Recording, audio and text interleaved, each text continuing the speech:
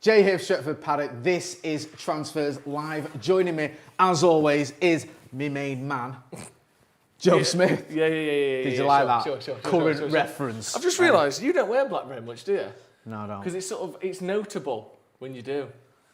You look good. I like to, You look great. vary my attire somewhat like now and again. Yeah, I've gone with this little black number.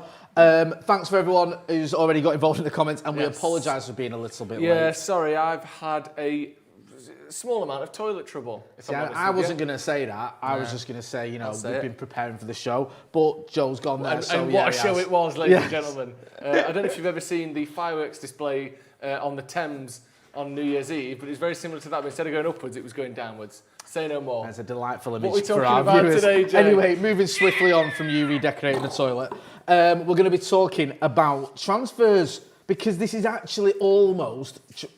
Keep talking. Transfers. I know we call this Transfers Live, but for the last 3 months, it hasn't been transfer season. But it's always been live. It has always been live. But what are we, 7 days away, 8 days away from the transfer window? 7 sleeps till the transfer window slams open.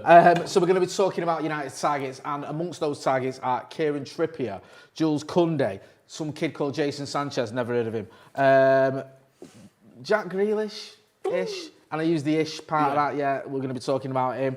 Sal Niguez. Yeah. Is that some player in it that Steve likes to go on about? Steve likes him. We're also, I don't know if you noticed, that Gareth Southgate announced his England squad earlier on today. Mason Greenwood did him a favour saying he can't go, but there's a few United players in there. Well, there's 4 United players in there and 1 who misses out. So we'll be talking about that as well. And also Player of the Month and Manager of the Month, Manager of the Season, Young Player of the Season. All those award nominations are in. So we'll be getting your thoughts on that. Get involved in the comments. Give us a like. Let us know what you think about the targets, about the squads, about the Player of the Month, about all that stuff. Give us a heads up as well if you've heard anything. Have you seen Jadon Sancho in Tesco's in Weast? Yeah. Let me know if you have. In fact, there isn't even a Tesco's in Weast. There's a Spar in Weast. Yeah. Let us know if you've seen him. Just give us a heads up so we want to know. In the Teco Express near the Big Aldi in Salford. Yes. It's not a Tesco Express, it's a Teco Express. Have you seen him in there? If you have, put it in the comments. Put it in the comments, let us know, and we'll go down there and see if it's true. Right, what was the first one on my list? My list of doom. There it was, Kieran Trippier. It's pronounced Trippier, you Sorry. inconsiderate fool.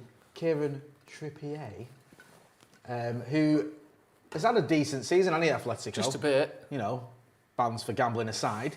He's done all right, hasn't he, with winning the old La Liga. He's obviously in Gareth Southgate's England squad. Of course, he's a right back, so he's going to be in it. But he's on United's radar, and there's lots of reports coming out that Manchester United want him and are moving closer to getting him. And he's seen as a sort of the perfect foil for Aaron Wan-Bissaka, in the sense that he can back him up, he can come in for him, they can rotate. He's a different type of right back as well. What do you make of this?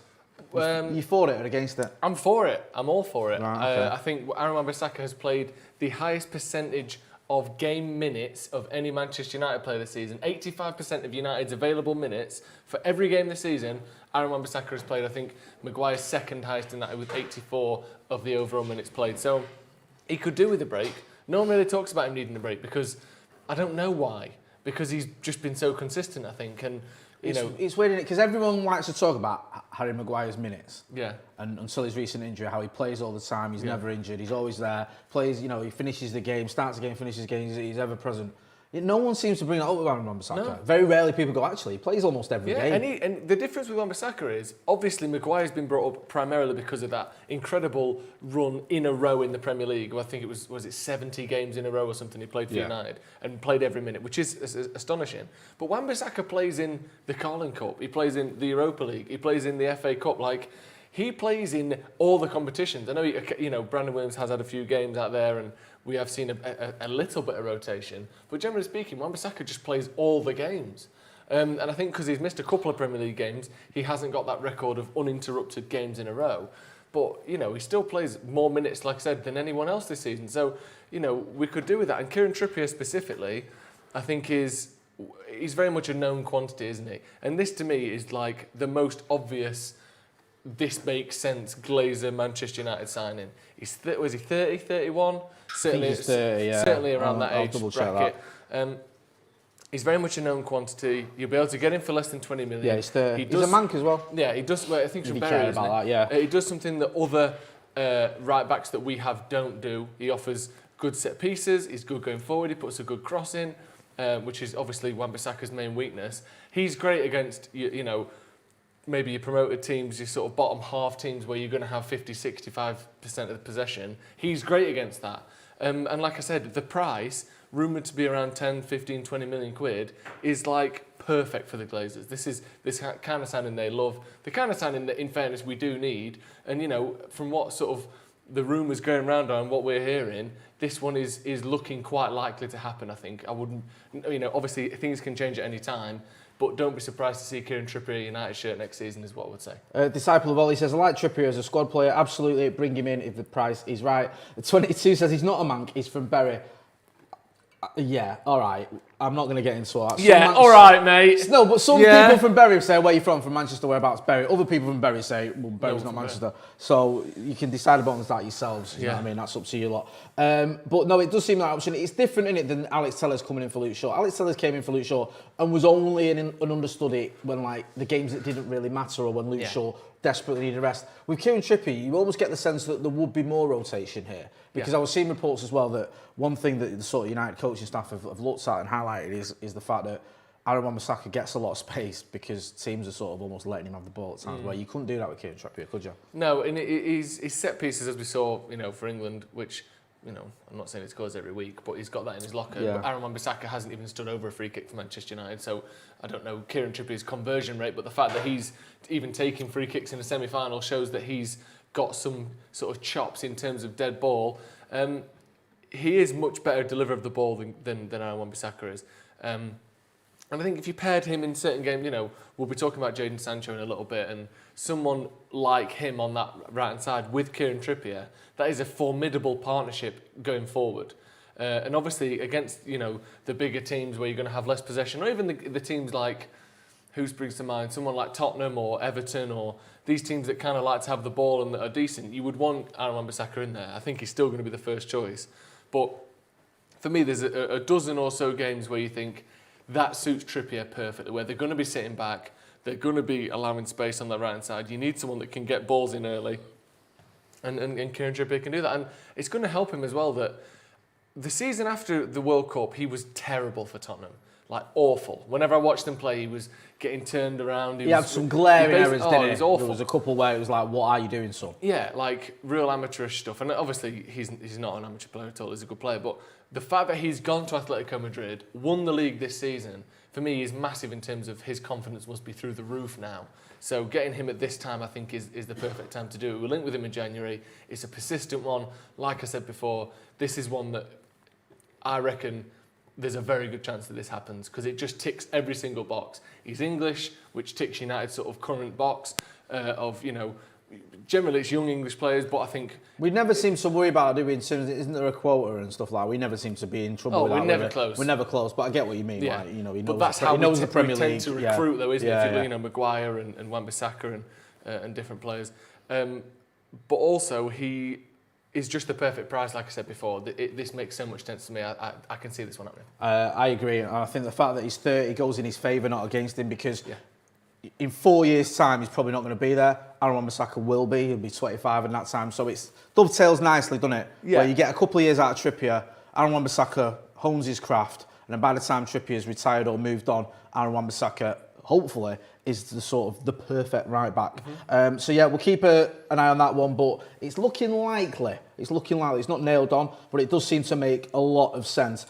Moving swiftly on, get involved in the comments, let us know what you think. There was a bit of a debate there. Someone came in and said they were from Bury and it is in Manchester, which is... Well, it's in Greater Manchester, isn't it? Neil said Brandon Williams needs some I think he means game time. He's talented enough to back up Wan-Bissaka. I love Brandon Williams. Just don't know. It felt like last season was a bit of a step back.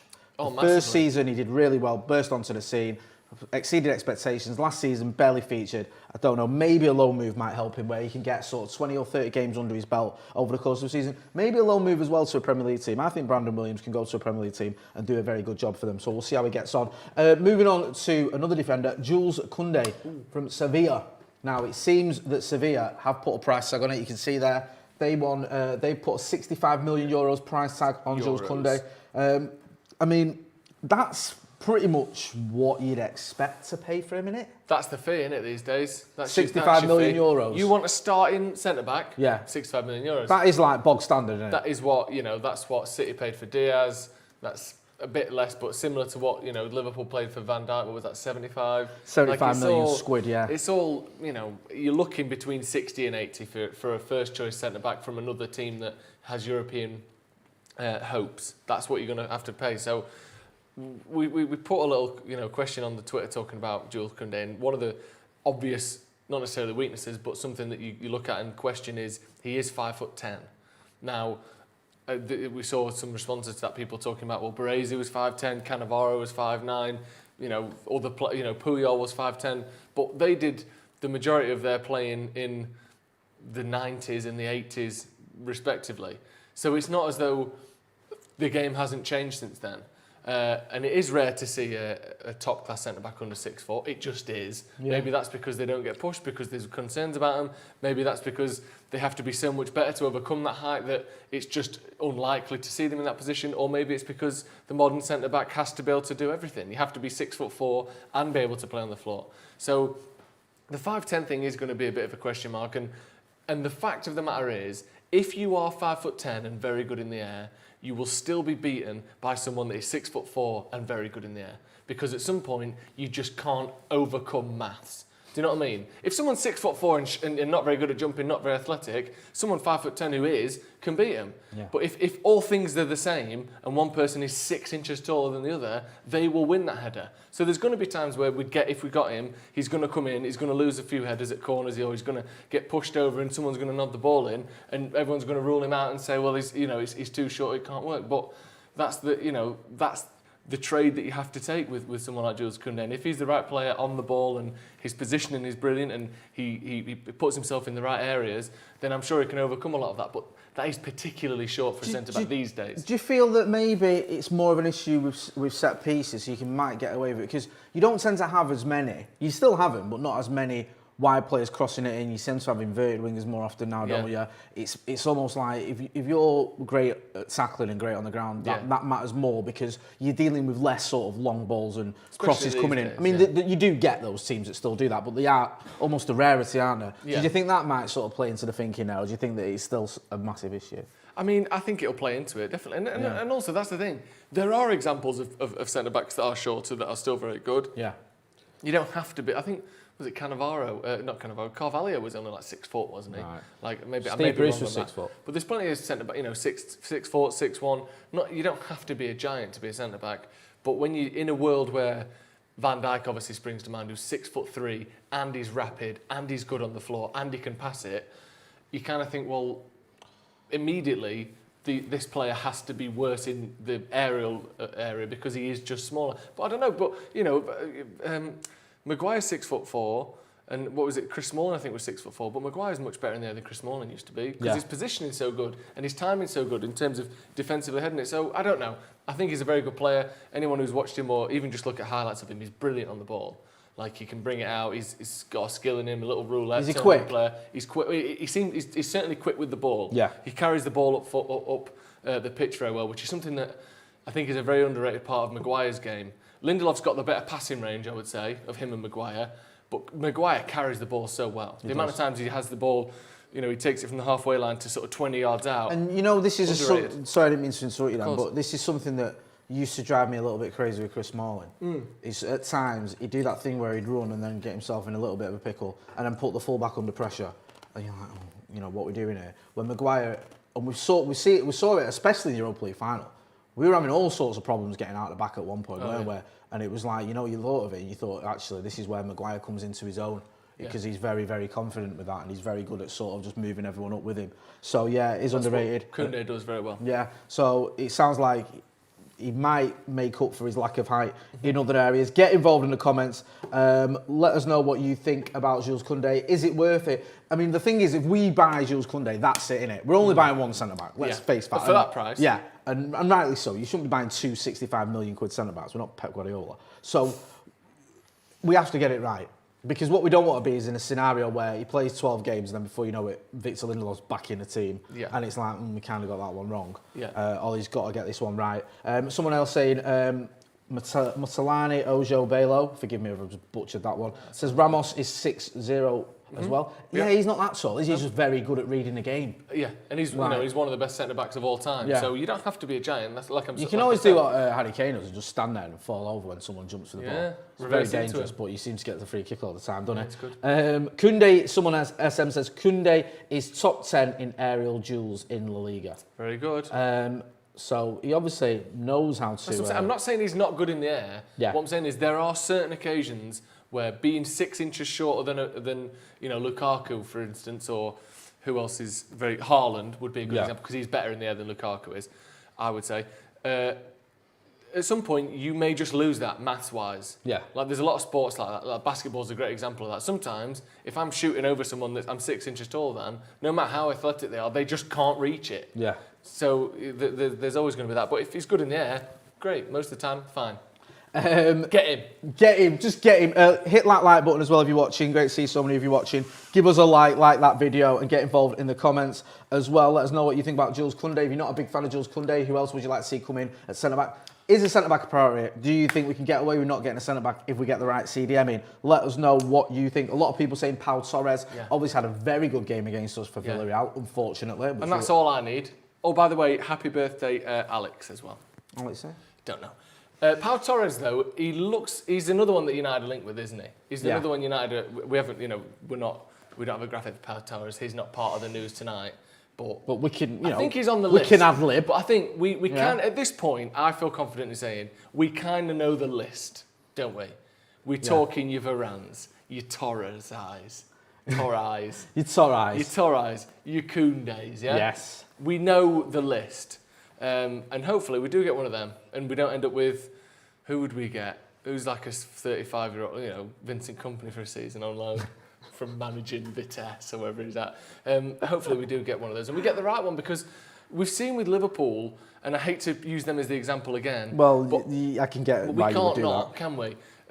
How much the right centre-back can change things. And I think, you know, I think Maguire's been excellent, but we need more than just one good centre-back. On that, actually, can we talk about Varane next? I know that wasn't next on my list, but can we mix it up? Sorry. Stick him in. Sorry. Talk about him anyway. Yeah, sorry. Yeah, you did. Just quickly on Varane, because you mentioned him, and he has been linked with us several times. He's been linked with us since 2011 or whatever it was, when Fergie first wanted him. But it seems now it could be us against Chelsea for him, which has its own problems. He's got a buyout clause. Maybe, you know, it's a case of who can sort of be more appealing. The problem you have a lot of the time when certain players who aren't from England, not all of them, but they do sort of favour going to London because, you know, the bright lights of London. Because it's better than Manchester. Exactly. London's well worse than Manchester, mate. Manchester's the best city ever. And that's including Alton Towers. Well, actually, Salford's the best city ever, you know, technical, and then Manchester's the best. But luckily, they're glued together. Yeah. Varane, he's probably most people's favourite, I think. I get the impression from what I'm saying, because of what he's won, because he's 28 and he's won the lot, and he's still got a few years left in him. A lot of people tend to think Varane, he's probably the least risky option. Yes. Because Kounde or Torres, fantastic, and there's every chance they come here and be absolute superstars. With Varane, you almost feel like he's nailed on, he will be. Yeah. That's the impression I get anyway from a lot of people commenting. Getting involved in the comments if you don't agree with what I just said as well, by the way. I think the worst Varane can be is decent. Like, we've seen enough of Rafael Varane, to know that he isn't a shit centre-back. Yeah. Or that he isn't going to be a huge flop that's terrible. Yeah. From the other two, and again, this doesn't mean they are, but in terms of the exposure that they have had to a British audience, I can't say, I know for certain Pau Torres isn't going to be a bad signing for United. I know for certain that Kounde isn't. For me, I think you can say, Varane may not be the best centre-back in the world when we get him. That could happen. He may not improve us as much as we want him to, but he's not going to come in and be shit. because it's Raphael Varane we're talking about here. So I think you have a bit more confidence in terms of the low end of what he can do. But in terms of the high end, I'm sure all three of those one of them could surprise you. You know, Torres could be the next best centre-back in the world. And we've seen Ruben Diaz. I was about to Most say, people hadn't watched him play that much for, was it Benfica? Was it Sporting? It was Benfica, wasn't it? Most people hadn't seen a whole hell of a lot of him, and he came in and has been the standout centre-back in the league this year. So it's not necessarily most, biggest name wins. It's about getting the right man, and you've got to trust United to do that. When City got him, I wasn't like, fucking hell, he's going to be the best defender in the Premier League this season, and he's going to be the sort of the missing piece of the puzzle. I thought he might have struggled at times to get into the team. I didn't even know he was definitely nailed on to be a starter, because Laporte seemed to be the one they were all raving about. John Stones was still there, of course.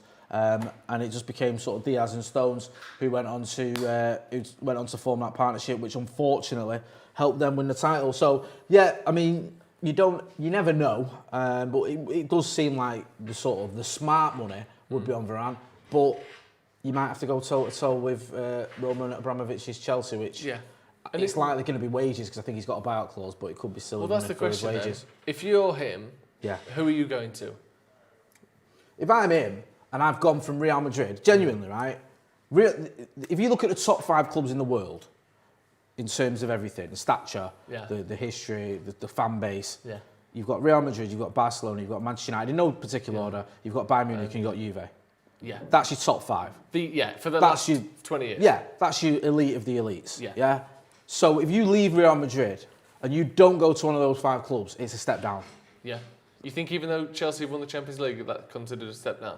You can't tell me that Chelsea are the same size as Manchester United. No. And certainly not the same size as Real Madrid. No, and I think Real Madrid and Manchester United are on very similar footing. Yeah. Do you know what I mean? In terms of fan base, in terms of you're going from playing in front of whatever 80, 90,000 when fans are back in front of 80,000 at Bernabeu to 76,000 at Old Trafford to 43,000 at Stamford Bridge. Yeah. I mean, Chelsea obviously are the Premier League, the European champions, and currently do have that in the locker. Tommy Tuchel, you could argue, is one of the best managers around, but it's still, for me, going from one of the elite clubs to a slightly lower rung. Yeah. He might not care. He might be like, listen, I played at Real Madrid, I'm not that fussed. I want to go to a club where I'm happy with the team, I'm happy with the manager. Chelsea suits me more. He might want to go to a club like Manchester United. He might say, like, I'll go here, I'm going to one of the biggest clubs in the world. And a team that finished second in the league as well. Yeah, and it's not, And also, if you look at our team and our squad and what we've done, if you put Raphael Varane in there, you're challenging for those honours. Do you know what I mean? Like, I like Victor Lindelof, and I've praised him a lot on this channel, but if you swap him for Raphael Varane, there's at least a few points in there in the league, and there's probably some silverware as well, or potentially closer to silverware. So there's a lot of ifs and buts and maybes, and like I said, sometimes the London factor comes into it as well. In the super chat, Pratish Moda says, Varane is excellent, but our problems lie at CDM. Yes, Ndidi would be great, but Leicester would demand an extortionate amount. Saul or Bissouma could be affordable. We need to protect our defence, Joe. Yeah, yes, Ndidi. I like that. That's great. Did you just think of that? You just said that. Oh. Your face sank so much it almost fell off then. That's how disappointed you were in me. Really right, should we talk about Jadon Sancho? We've not talked about him for a little while. I'm only joking, of course. Jadon Sancho, who is in Gareth Southgate's England squad. Of course he is. Why wouldn't he be? That would be crazy. We were talking about Manchester United versus Chelsea, and it seems that Jadon Sancho favours a move to Manchester United. It's slightly different on this one because he's always been linked with United, and it feels like if Chelsea were coming in, they'd be sort of trying to geg in on our deal. Like, they weren't always after him, but now they think, oh yeah, let's try and see if we can get him last minute almost. Whereas United long term have been looking at Jadon Sancho. We couldn't get over the line last season because Dortmund wanted, I think, 120 million quid. Yeah. United weren't willing to pay it. Shock horror, our owners not willing to spend money, unless it's on their own dividends. Yeah. However, this season, or this summer I should say, it's looking more likely the price should have come down because he's a year into his contract. And also, the COVID factor has hurt Dortmund to the point where they can't play hardball like they did last summer. And also, he's not quite had the season he had No, the he year hasn't. before. He's had a great end to the season, but over the whole course of the season, he started off very ropely. Yeah. It took him a while to get going. There was question marks about his sort of Maybe whether he'd had his head turned a little bit by the fact he'd missed out on the Manchester United move, whether he was sulking a little bit, but I think he's was it sort of like in the last 10, 15 games, 10 goals or something in the last 15 games, something was silly. Helped them win the German Cup, helped them get to third as well, which at one point looked beyond them in the Bundesliga. So he's had a very good end to the season. He could potentially have a great Euros as well if things go right for him. He's always seemingly been open to coming to Manchester United. Let's cut fucking and stop fucking about. Is he coming or what? I think, like you said about the Chelsea thing, I think, do you know when you ring up a restaurant? Yeah. And you ring up and say, oh, can I get a table for one? Or for two, actually. Me and Jadon. 2 at 8 o'clock. And they're like, yeah, okay, sure. And then you put the phone down. And then that was last summer. And now it's 8:10. Do you know what I mean? You're like, the restaurant are thinking, can we give this table to someone else? Chelsea's in the line there. They're asking, they only want a table for 2 as well. And you turn up 10 minutes like, yeah, so we're just going to put them in the table. Yeah, no, it's fine. We'll take it still. That's what we're doing with Jadon Sancho. This was our table. This was sorted. We had the date. We already looked at the menu. We knew what we were ordering. And then now we're letting Chelsea stand at the front of the queue going, table for 2. Is anyone just a table for 2? Oh yeah, we are. Chelsea. Fuck off. We've turned up now and we've already paid for parking, so we're having him. I know we've left it a bit late, but it's only 10 minutes. You hold that table for a little bit. We would have had it for 2 hours if we'd have turned up on time. Don't take him off us. If United want him, the terms are agreed. We've heard that again this week. Yeah, I mean, when I say the terms are agreed, just to clarify it, this has been going on for a little while. Apparently, Jadon Sancho's people and Manchester United's people have been in conversation. He's happy with the deal that he's going to get at Manchester United. That's never been an issue. He's happy with the wages. He's happy with the sort of the sign-on fee or whatever it is. All that other stuff is sorted, basically. But there's still this fee to be agreed. Now, the positive move here and the way this might be edging a little bit closer is the fact that apparently Ole Gunnar Solskjaer has been given a transfer budget, and from that transfer budget he's sort of worked out a way of paying for Jadon Sancho and having money left over to do what he wants to do. Good. Last summer he didn't have that. No. Last summer he had about, I think, his active money he could spend that summer was around the sort of 50 million quid mark. Amad Diallo was a lot of add-ons. Yeah. So he got Tellez and Donny Amad Diallo was 18 million. Yeah, exactly. Potential add-ons up to 40, but we so haven't paid probably that. a little bit more than, so, he had...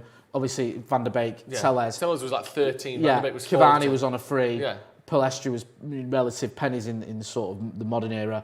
And then obviously Diallo, a little bit more, but a lot of it was add-ons. This summer, again, according to reports and the sort of stories we're in, the Glazers, it's our money, are saying, okay, here's a bit more of a chunk. Also, you need to, if we can sell some players, that's going to go towards transfers as well. Yeah. And there should be some way of getting a few of these players off the wage bill as well, which can hopefully free up some funds towards these signings. But Jadon Sancho remains, from everything we see, he remains our top priority in terms of a marquee signing anyway. Yeah, I mean, that's what's looking like, isn't it? And hopefully, a couple of the journalists that have been speaking about him in particular recently, we will be getting on the channel hopefully next week. So keep an eye out for that in terms of updates and brand new Sancho news. But again, he's United's #1 target. The personal terms are still agreed basically from last summer. Get dust off that old contract, and we're going after him again this summer. I hope we get this done before. I mean, if it's not before the Euros, it's going to be last day of the fucking window, innit? Because I can't imagine us. Can you imagine us doing it in the next 2 weeks? Getting it, obviously, subject to a medical. Could you imagine people are that speculating, aren't they, with this meeting that Joel Glazer's got with the fans forum, that they're going to try and get it done before then, so he can go, look. Isn't that on the 4th? Well, yeah, that's Friday, isn't it? It's in 3 days. I can't see him doing that. I mean, that's ridiculously quick if he can. But yeah, I think it might rumble on a little bit longer, but I hope we get it done relatively quickly, although with the Euros on the horizon, who knows. There's a couple of super chats. Darren Cox says, I know it's last week, but it's still bugging me that Rashford got idiots racially abusing him online. If you know people that do this, then call them out about it. Don't just accept it. I couldn't agree more. If you're racially abusing anyone online, you're an idiot. Let alone if you're doing it to your own player as well. That just makes you a double idiot. Pratish Modder says, do we have enough faith in Mason and Cavani as our sole strikers next season if we prioritise right wing over a striker? Remember that Mason's goals dried up early on and Cavani had injury problems. I mean, the valid questions. I think Mason Greenwood, I'm pleased he's not going to the Euros. I'm glad he's sitting this one out, getting himself fully fit for the season. I think last season he was going through a little bit of stuff off the pitch. Cavani obviously came in, he wasn't match fit, he hadn't played a lot of football recently. As we do at Manchester United, we made hard work of the transfer, so he missed the Newcastle game, I think it was, because he had to quarantine and all that sort of stuff. Yep. So that didn't help. Then he got his ban, which didn't help. Then he got all these little niggly injuries.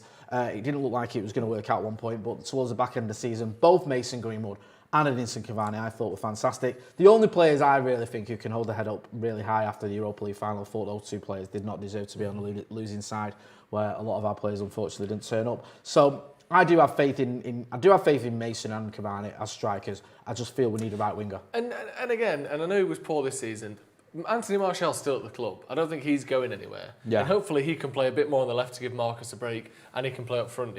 I know he was poor Someone this just season. shouted Raheem Sarr and shouted Martial. Yeah, exactly. And So thank you for addressing that. Last season was by far his worst at United. He's always got double digits, I think, in terms of goals. And obviously the season before, was it 23 or 24 goals? 23 goals, which is yeah. a very acceptable number. Not, you know, It's not almost not like he's destined to average 15 goals a season. Yeah, no matter what. It's like, what, I got 23? Right, better get 6. 7. Yeah, 7 next season. Yeah. It's like he's always around that mark. Yeah. But you get the feeling of Anthony Martial, he's got it in him that one season he could hit 30 goals. Yeah, and even if he doesn't, if between him, Mason, Rashford and Cavani, we get 100-ish, Yeah. or, you know, maybe just under that, then we should be able to win some trophies. The problem we had was earlier on this season, from sort of just before Christmas, around that time, Martial had scored 2 goals, I think. Yeah. Edinson Cavani was either injured or, you know, Mason, or banned. yeah. Mason Greenwood had 1 goal. And you can't have... And so we just relied on Marcus, who, Yeah. whilst scored a lot of goals, got a lot of assists, wasn't prolific. No. And you can't have that from your front four. You need like at least one of them, or at least a couple of them, to be scoring every other game-ish. So that was a massive issue. I don't see that happening again for the reasons that you've already explained. So yes, if we went out and got a striker, I'd be happy. But I think a right winger stops as well. Mason Greenwood having to keep going on the right hand side. He's not a right winger. No. It's just ridiculous that we're having to play him there all the fucking time. One player that did come in last summer, Donny van de Beek. Oh, You love talking about him, don't you? last one in, first one out. Yes. Bit of a weird season. Probably not the season he was hoping for. Yeah. Played a lot of games, but didn't get as many minutes, I think would be the right way of looking at it. So appearances, but you know, a lot of them were sort of off the bench. I think Ron de Boer's come out and stuck up for him and said, like, listen, don't worry, he's class. You know, don't let this season get to you, sort of thing. He is going to be a fantastic player for Manchester United. Where do you stand on this? Because I always say, I don't know a lot about Donny van de Beek other than what I've seen from Manchester United, and the problem I've got with that is I ain't seen a lot of him from Manchester United, even when he's played, and people are going to hate me for this, but I don't really know. The jury's out. I've seen some glimpses, but I can't say from what I've seen from Manchester United, there's a star for Manchester United. I'm not saying he's not going to be, I'm just saying I'm still waiting to see almost what all the fuss is about. Well, I just think it's going fine. Yeah. Like, I know he's not come in and done what Bruno's done. I don't expect that. But yeah. it's almost like that's the expectation. He played 30 games. A lot of that was off the bench. Most of that was off the bench. Fair enough. But it's not been some disastrous season where he's been terrible, and you know, Solskjaer's come out and spoken about how it wasn't my transfer and we made mistakes in the window, and none of that has happened. People are acting as though it's this like crisis thing, and you know, like De Boer there talking about it. I just think it's not been the best season for him, but he's played plenty of games. He's not been that good yet, but that's fine. He's 23, 24. Give him some time. I don't understand why it has to either be you're the first name on the team sheet or you have to leave immediately. And I've said this before, but this is why Man City win so much, so consistently, because they've got 10 Donny van de Beeks in their squad. And you want to get rid of the only, not you, but certain people want to get rid of the only Van de Beek we've got, because he don't play every week. Not everyone can play every week. You have to have players that play 10 minutes here, 60 minutes there, 90 minutes there. Don't come on in this game. Because otherwise you just play the same 11 every week. Is that what people want? And then you tell the manager off for overusing certain players. I just don't understand it. We need squad players. He's got plenty of chance to improve, plenty of chance to prove himself. He hasn't even had that bad of a season. I don't understand well, he needs to go. It was a waste of money. Just fucking give it a minute. It's not been the worst season ever. He's got plenty of chance to prove himself next season again. I'm sure he'll get even more, especially if we get a defensive midfielder in. I just think let's all just calm down about the Van der Beek situation. He's been decent. Let's see what he's like next year. He's got 4 years left on his deal. Calm it down a bit. Yeah, it's a good analogy you use in Manchester City because they've got a few players who have had seasons, like John Stones, I mentioned him earlier, has had seasons where he's played 18 games, he's played 20 games. Gundogan's had that. Yeah, Gundogan, great example. Silva's not played that much this season. And they sort of have it where, you know, you don't just go, right, that's it, he's not worked out, get rid. No. It's like they can afford to do that because they've got a squad. And now already, the thing that always baffles me a little bit with Van der Beek, and I feel like I'm missing something or just I'm not seeing enough of him at Ajax, is when he's not named in the starting lineup a lot. I was seeing it on socials where people going, you know, what's going on here? Free Donny. Yeah, and I was like, I'm looking at a midfield where it's got Paul Pogba in it, it's got Bruno Fernandes in it, and from what I gather, Donny van der Beek isn't a DM. So it's like, all right, why is this such a massive issue? Do you know what I mean? Then I'm seeing him playing, and I'm thinking he's not really showing enough of why Ollie's wrong to be patient with him. Yeah. I think being patient with him makes sense to me. Yeah. He looks all right. I think he looks happy. I think there's this speculation, he's gonna, you know, he's not happy. I don't see any of that. He seems to always get on with it when he is picked. Doesn't make any noises. I think he's got an air of being a consummate professional about him. So hopefully next season we'll see a bit more of him. And next season we should be going for every trophy. Yeah, we should. And he's the type of player you need if you're going to do that. Where if you're going to, if you do need to rest Bruno or Pogba or whatever, you can bring him in and not go, fucking hell, no, that's it. That's the end of that. Do you know what I mean? Because we had to bring in this stuff. Well, like, do you know this season when Paul Pogba got injured for 2 months and we dropped a handful of points and ended our title challenge? Yeah. We could do with someone and having a midfield with the depth that if that happens again, which looking at Paul Pogba's injury record, it probably will, where we can play that player and we don't lose all those points. And, another season of Van der Beek improving and hopefully getting another midfielder in there as well means we could maybe do that next season. The squad's too thin and people want to throw away the only depth we've got because he's not playing every week. That's the point. Jack Grealish. Speaking of. Yeah, apparently, rumours are, reports are, stories are that he wants to go to Manchester City. Fuck off then. Yeah. Well, you want to go City? Didn't want him anyway, shit, mate. Shit, stupid. Oh, look at me, I put my socks round my shin pads. Yeah. Oh, fucking hell, I've got an undercut. Yeah. Oh, why aren't you quirky? My shin pads are the size of a matchbox. Yeah. I just use 2 fake nails as shin pads that I get from birds. Exactly. Oh, so's Jack, the lad and that. I'd fit in any club in the 70s. Yeah, I mean, that all being said, he is mint. Oh, he's very good. I wish he'd sign for United. And if he wants to sign for United, please sign for us, Jack, because you're really good and you'd improve us. But if you don't, get out of it then. You just never want to twat anyway. Something like that. That's what if he signs for Manchester City, Adam McCulloch's going to have the biggest meltdown he's ever had. And you may notice Adam McCulloch is sort of fond of the odd meltdown. Yeah, like the polar ice caps, that lad. Yeah, he adores Jack Grealish more than anyone. Yeah. And I don't think he'll be able to cope if he sees him turning out for them lot down the road. What's the story here then? Let's get into it. Yeah, I mean, Jack Grealish there, you can see on the graphic, was considering a move to United, but now prefers Manchester City, according to The Athletic. It feels a little bit like he was one of Ole Gunnar Solskjaer's preferred targets. Ole Gunnar Solskjaer realised he wasn't going to get the money for him. Didn't get him. Now Manchester City, who are sort of licking their wounds a little bit after losing the Champions League final, want to bring a big money signing in, someone who's going to really sort of say, okay, this is our reaction to losing that final, because that's what they do. They're not going to go, well, actually, our manager got it wrong with his tactics in the final and just didn't play any defensive midfielders and just went berserk and played like loads of attacking midfielders that just didn't work. They'll go, no, it's signings. We've only spent 834 million. That's the problem. Yeah. We need to spend another 90 million. That's how we'll get to win the Champions League. It's a load of bollocks, but they're going to do it. Yeah. Do you know what I mean? So that makes sense in the idea of them going out and getting a big signing. And pains me to say it, there's not many players City could go out and get who would consent for their first team, but he's one of them. Yeah, he's a very good player. Has had problems with injuries in his career. He missed an important part of the season this season. He was they were pushing for a European spot, whether that be Europa League Conference or the Europa League or whatever. He missed a good chunk with injury. He missed a good chunk with injury the season they got promoted as well. And when he came back from that injury, I think they won 10 of the next 12 games to make the playoffs and just blew through the playoffs.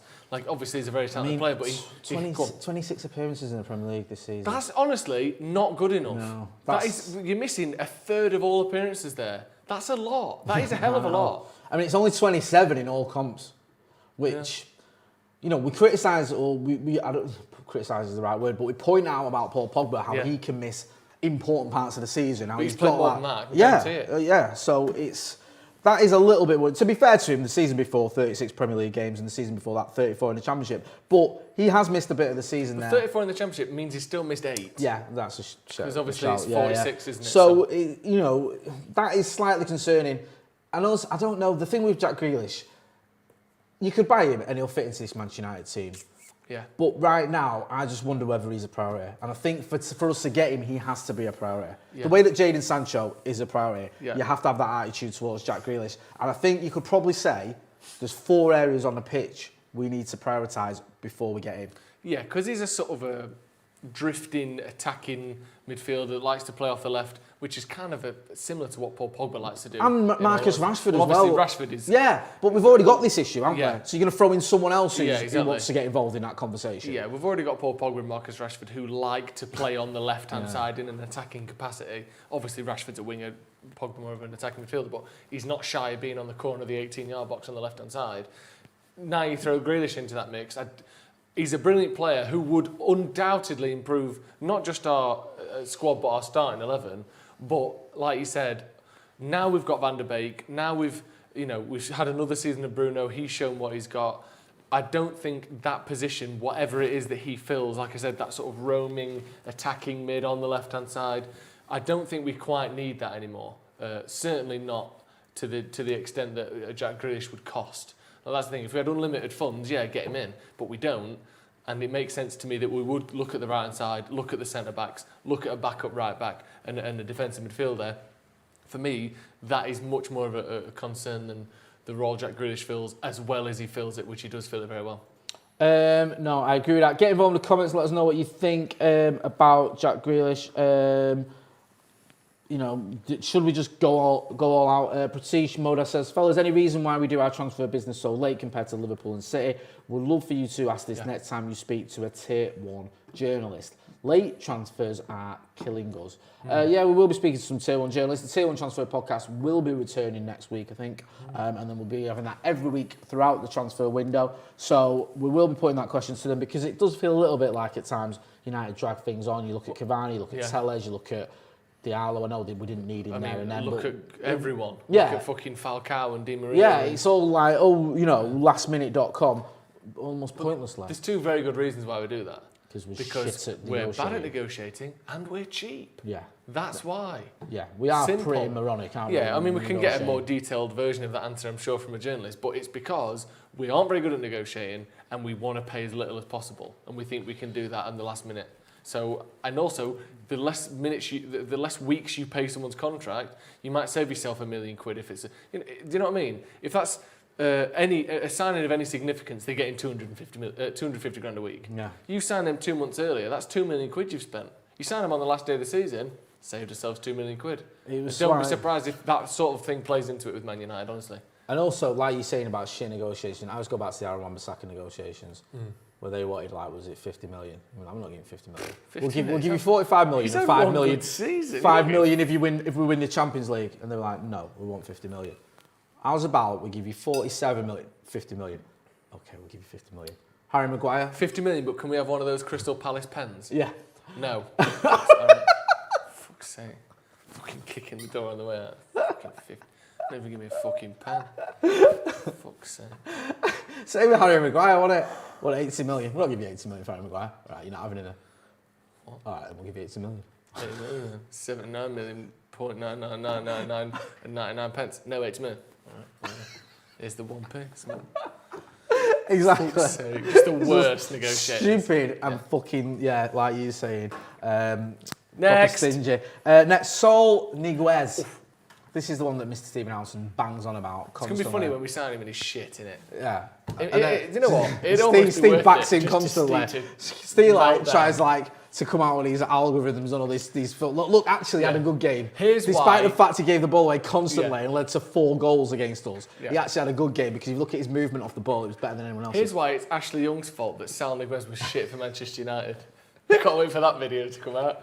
In all honesty, I think he's a very good player. What's the story? Well, apparently he's open to a move to Manchester United. There is a buyout clause, I believe, for him. He has to have one in Spain. 60 million euros is that. He's off on the back of a very good season for Atletico Madrid. Yeah. Played a lot of games for them in the league, 33 games I think it was, and they won La Liga. Just a bit, mate. So not much, you don't get much better than that, really, do you? To be honest with you, because Atletico Madrid, no one really thought they were going to do that this season. No. Especially when you look at Thomas Partey left. And they didn't really miss him. Yeah. No, they look like they're on the way down, Atletico, and the way that they, went out to Chelsea in the Champions League. I know they were doing well in the league already at that time, but Chelsea battered them, in all honesty. And to me, over the last couple of seasons, they've not quite been as defensively sound as they had been. They did seem to have this sort of, I know they beat Liverpool, but then after that they had a kind of this thing where you go in. They look like they're not quite there anymore. You have to give massive credit to Simeone, by the way. I know this isn't about Atletico's go on. La Liga, but to do what he's done there, and obviously we've heard all the praise of him, but to get a team to play that disciplined for this long, it's been, 6-7 years of it now. It's almost impossible to keep the dressing room for that long, through ups and downs. They've not always been top of the league, obviously. To keep them playing this intense defensive way of playing is pretty astonishing, to be honest. So you have to give them credit for that. To be able to sort of keep the troops happy for this long, when it's such a particular style they play, is brilliant. In terms of Sal Niguez, if he's keen to come to United, get him. But I don't know, who's it? Him and Pogba? Is that the idea? Him and Pogba in front of the defence? But Niguez, Pogba and Bruno, is that the midfield? I presume so. I mean, you know more about him than I do. I think he can do more of the defensive midfield duties than perhaps Fred or McTominay are capable of.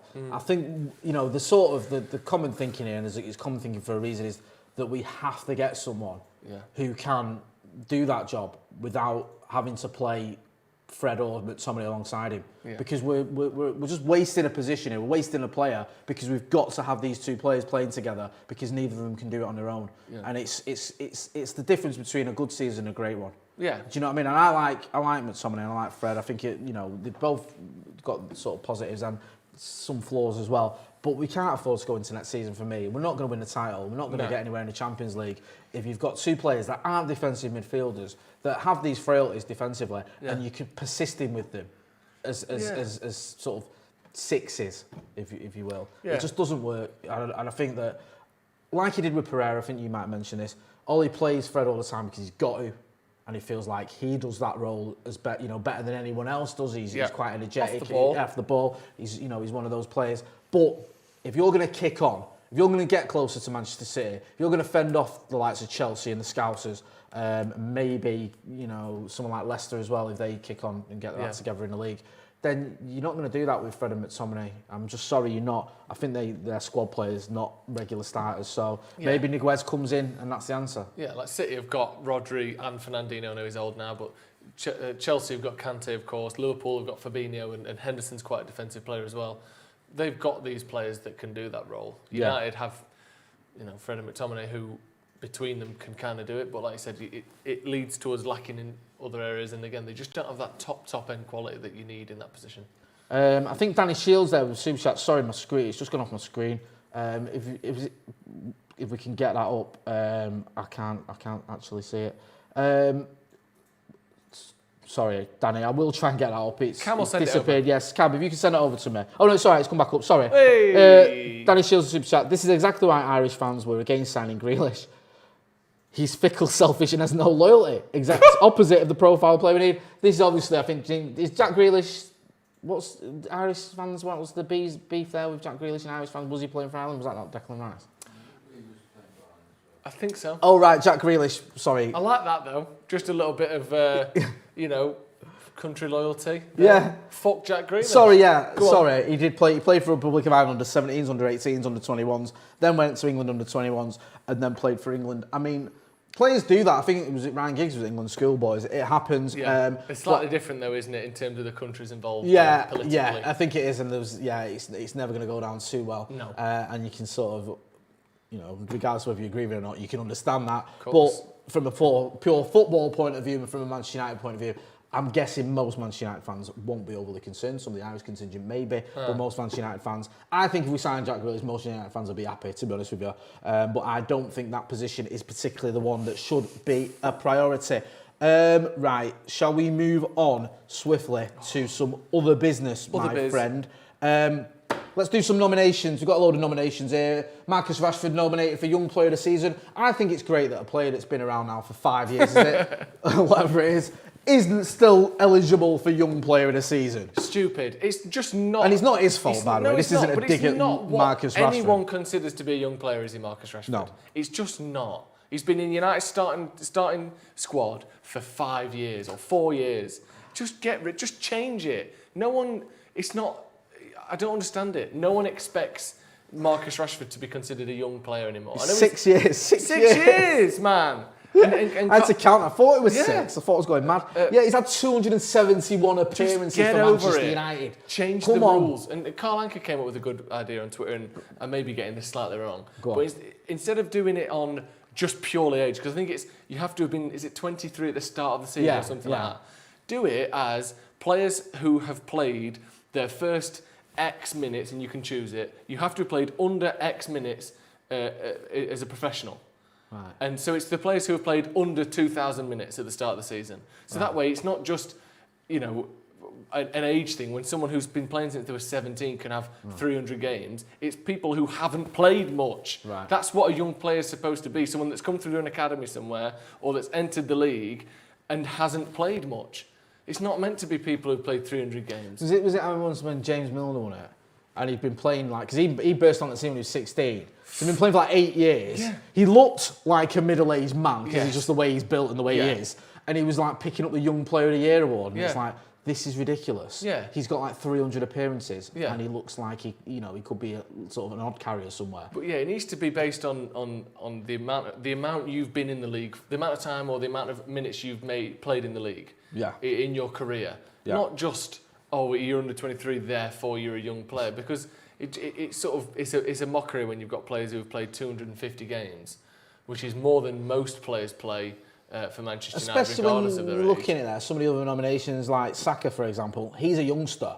He's only just started playing at the top level. And you sort of get that and you think, that makes sense. Even the likes of Dominic Calvert-Lewin, he's been around a little while, hasn't he? And it's that sort of looks a bit of a funny one. I don't get too sort of caught or just up in make all it this teenagers stuff. or something. Yeah, you have to have been under 20 at the start of the season.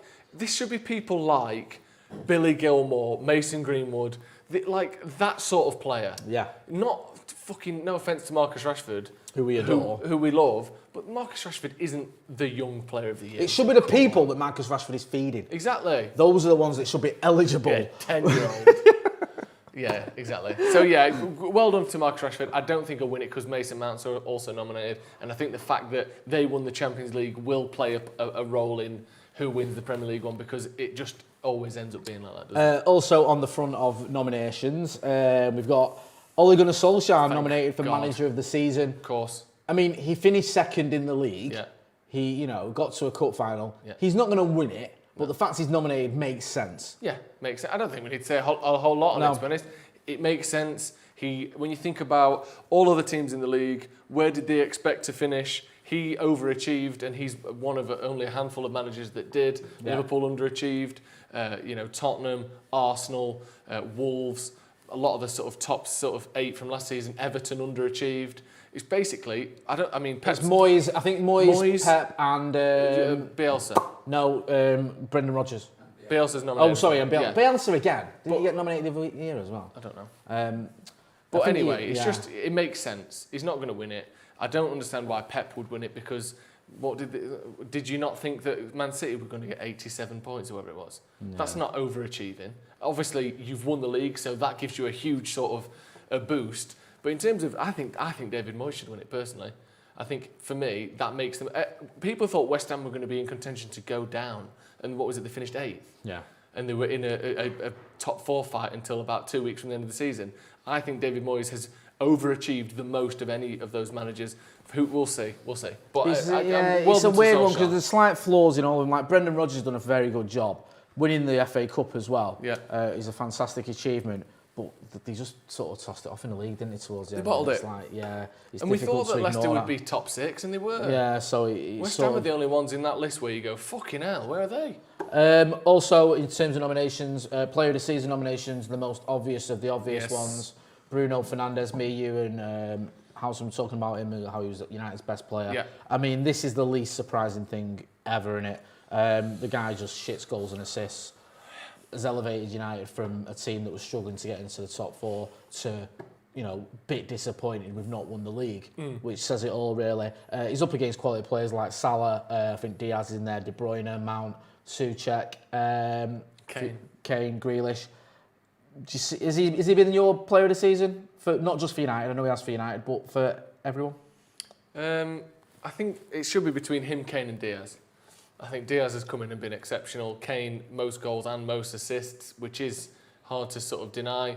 The fact that Bruno's right up there for goals and assists, and he is playing from midfield. I know he plays as an attacking midfielder, but he shouldn't be the one scoring all United's goals, and he is. I don't think you would be silly to vote for him, but I don't think he'll win it. I think it'll be Diaz. Yeah, well done to him though, and well deserved as well. We're just going to wrap it up here. Just move on. We'll move on to the England stuff. Because we obviously, if you don't know by now, you'll know there's 4 players that are going from Manchester United with the England squad. Gareth Southgate had his provisional 33-man squad.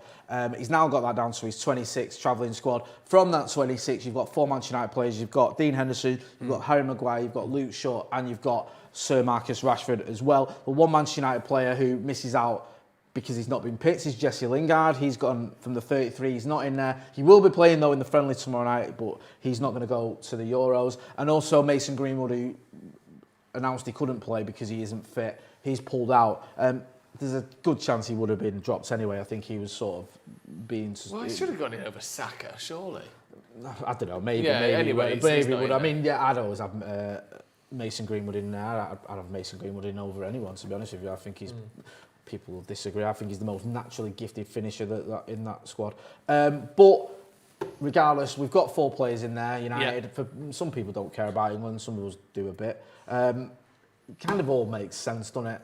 The England thing. It's not like there's any massive shocks there. People going, James Ward-Prowse isn't in the England squad. That's a travesty.